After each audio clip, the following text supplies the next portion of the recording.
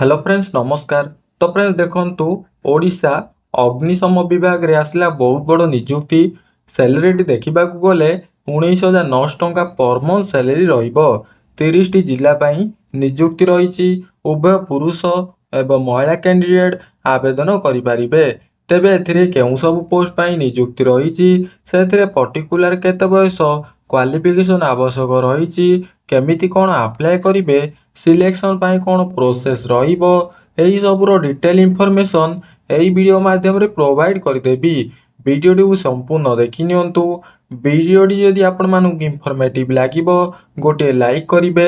Channel T को नुआ करी आसीथिले निहाती भाबरे सब्सक्राइब करी bell notification to all button रे सेट करिवे जहा द्वारा फ्यूचर आपण माने एही सब नियुक्तिर अपडेट इन्फॉर्मेशन प्रथमे पाई परिबे। तेबे वर्तमान आसंतु देखिनेबा कौन रही एही नियुक्तिर ऑफिशियली नोटिफिकेशन टी माने ओडिशा अग्नि विभाग रे नियुक्तिर ऑफिशियली नोटिफिकेशन टी कौन रही जानतु जानिनेबा। तो फ्रेंड्स प्रथमे रिक्रुटमेंट अथॉरिटी टी देखिबा गले director of fire of engine service रही, होमगार्ड रही, सिविल डिफेंस जॉब रही समस्त कैंडिडेट पाई। Type of job regular basis रहिबो। कैटेगरी पुलिस जॉब रहिबो समस्त कैंडिडेट पाई। नेम ऑफ द पोस्ट देखंतु फायरमैन पोस्ट रही। टोटल 300 प्लस पोस्ट रहिबो। एप्लिकेशन मोड टी ऑनलाइन माध्यम रे आवेदन करि परिबे। तापर देखंतु आपनकर who can apply all Odisha रो कैंडिडेट पिला माने आवेदन करि परिबे। प्लेस ऑफ द पोस्टिंग देखंतु ओडिशा रही। लास्ट डेट टी नोटिफिकेशन रही समस्त कैंडिडेट पाई। जेंडर केवल पुरुष कैंडिडेट आवेदन करि परिबे ई समस्त फॉर्म फिलअप टी को। तापर देखंतु एजुकेशनल क्वालिफिकेशन देखिबा गले जदि आपण माने केवल 10म टी पास करचंती, जदि आपण माने 10म क्वालिफिकेशन रे क्वालिफाई करिसंती तेबे ई पोस्ट पाई एप्लीकेबल रहउचंती। एज लिमिट देखिबा गले मिनिमम एज टी 18 वर्ष रही, मैक्सिमम एज टी 25 वर्ष रही समस्त कैंडिडेट पाई।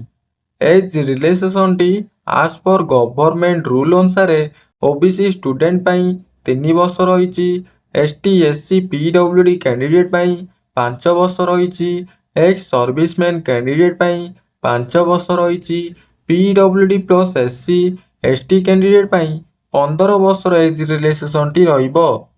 तापर देखंतु सैलरी आपनकर 19,900 रु नेकी 63,200 पर्यंत लेवल 4 सैलरी मिलिबो समस्त कैंडिडेट पाई। तापर देखंतु सिलेक्शन प्रोसेस टी प्रथमे आपनकर रिटन एग्जाम रहिबो, फिजिकल एफिशिएंसी टेस्ट रहिबो, फिजिकल मेजरमेंट टेस्ट रहिबो, डॉक्यूमेंट वेरिफिकेशन रहिबो, मेडिकल एग्जाम टी रहिबो। तापर आपनकर देखंतु 6 नंबर रे आपनकर टोटल मेडिकल एग्जाम टी रहिबो। टोटल आपण माने 5टा प्रोसेस देई आपण माने सिलेक्शन रहउचंती। एप्लीकेशन फीस टी देखिबा गले समस्त कैंडिडेट पाई फ्री रही। ऑल कैंडिडेट पिला माने मागणार आवेदन करि परिबे ई समस्त फॉर्म टी को। तापर देखंतु कौन कौन सब डॉक्यूमेंट दरकार रहउची एचएससी सर्टिफिकेट, मार्कशीट, +2 एवं आईटीआई सर्टिफिकेट, मार्कशीट दरकार रहिबो, कंप्यूटर सर्टिफिकेट, सिग्नेचर दरकार रहिबो, caste certificate, Aadhaar card, residence certificate, self attached passport size photo दरकार रहिबो। इंपोर्टेंट डेट देखिबा गले देखंतु अप्लाई स्टार्ट डेट डिसेंबर 2025 रही। अप्लाई लास्ट डेट नोटिफिकेशन रही समस्त कैंडिडेट पाई। तापर देखंतु आपण माने डायरेक्ट तळु तळु स्क्रॉल करिवे आपण मान पई केवल नोटिफिकेशन पीडीएफ लिंक रही। जदि आपण माने पीडीएफ टी रो नोटिफिकेशन टी जानि बाकू चाहुचंती तेबे मोर टेलीग्राम रे जॉइन करंतु। सेठारु आपण माने डायरेक्ट पीडीएफ टी डाउनलोड करि परिबे एवं आपणकर अप्लाई डेट टी डिसेंबर मास रे स्टार्ट रहिबो।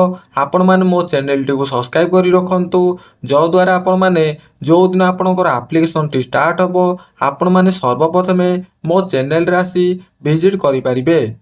जदि ए वीडियो रे किछि भी डाउट रही मते ए वीडियो रो कमेंट बॉक्स रे पचारि परिबे मु आपनकर समस्त डाउट क्लियर करिबी।